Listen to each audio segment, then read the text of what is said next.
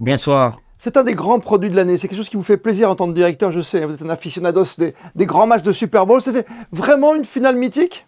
Pour le coup, je pense qu'on a assisté à la plus grande finale de l'histoire. Le plus grand Super Bowl de l'histoire en termes de rebondissement, en termes des joueurs qui se blessent, une équipe qui prend l'avantage, l'autre qui revient, et puis ce scénario de fou à la fin du match. C'était vraiment, vraiment un très, très grand match de foot américain, le plus grand Super Bowl de l'histoire. Le deuxième Super Bowl en nombre de points marqués. C'est formidable, hein, ça, c'est la beauté du sport. Même quand on a du mal à le décrypter, même nous, les Français européens, c'est pas quelque chose qui prend en France, hein. Ça prend doucement, ça prend très doucement. Voilà. Nous, par exemple, au mois de janvier, sur l'ensemble des playoffs, on a touché 9 millions de Français. C'est 10% de plus qu'il y a un an. Ça veut dire que ça monte doucement. Évidemment que le Super Bowl, c'est quelque chose de supplémentaire parce qu'il n'y a pas que la notion de sport, il y a la notion de show. C'est un spectacle. Vous avez le spectacle de l'avant-match, vous avez le spectacle de la mi-temps qui, évidemment, permet de faire venir d'autres gens qui vont s'intéresser ponctuellement à l'événement. Mais le sport en tant que tel grandit. Voilà, il manque une grande star française qui joue éventuellement en NFL pour qu'on puisse encore plus s'attacher. Il manque le Tony Parker de la NBA en NFL, mais ça va arriver, ça va arriver. Et en termes d'audience, on a déjà les chiffres, par exemple, pour la grande finale, hein, je parle.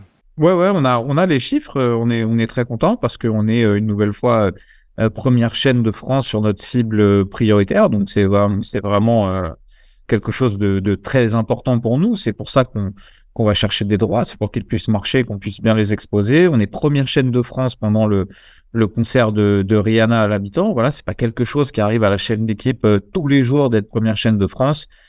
Ça veut dire clairement que voilà, c'est un événement premium de sport à la télévision qu'on est fier de diffuser. C'est paradoxal, c'est sur la chaîne L'équipe, et vous dites que la meilleure audience, c'est un show de 15 minutes d'une chanteuse, hein, de la Barbade, hein. Vous voyez ce que je veux dire? Les Américains ont compris comment faire venir les gens et les faire rester.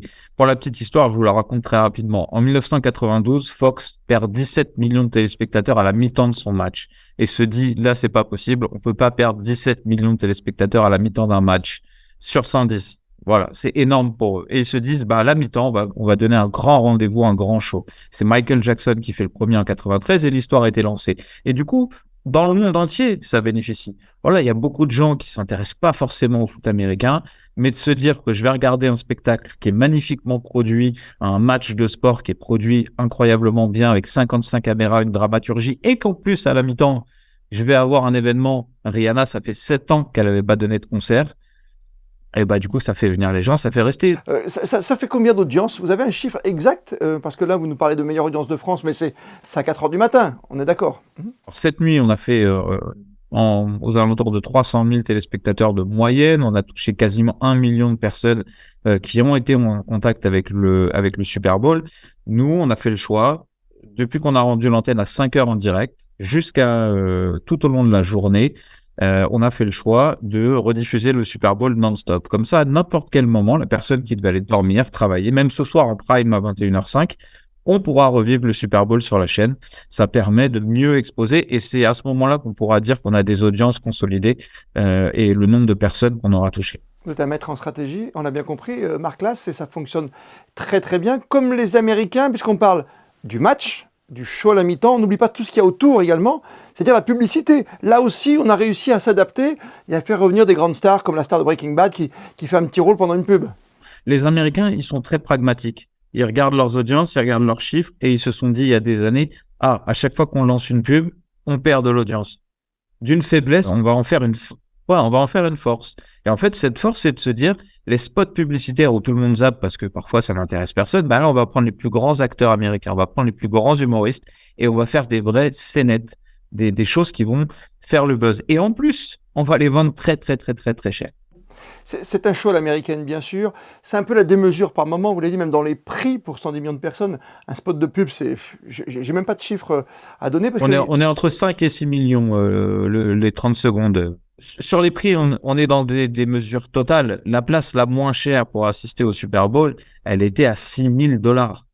Oui, et pour conclure, on s'aperçoit que pour nous, hein, Européens, Monégasques, Français, Italiens, on a l'impression que c'est uniquement la fascination qui exerce ce pouvoir incroyable du fait de regarder ce match comme 110 millions de téléspectateurs américains.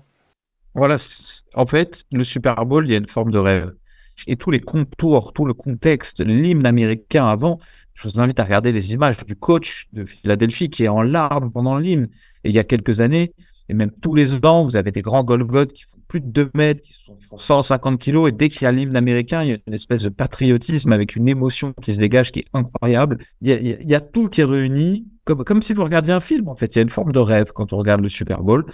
Parce que voilà, ça nous change de notre quotidien et c'est des productions qui sont hallucinantes. C'est exceptionnel ce qu'ils sont en capacité de faire.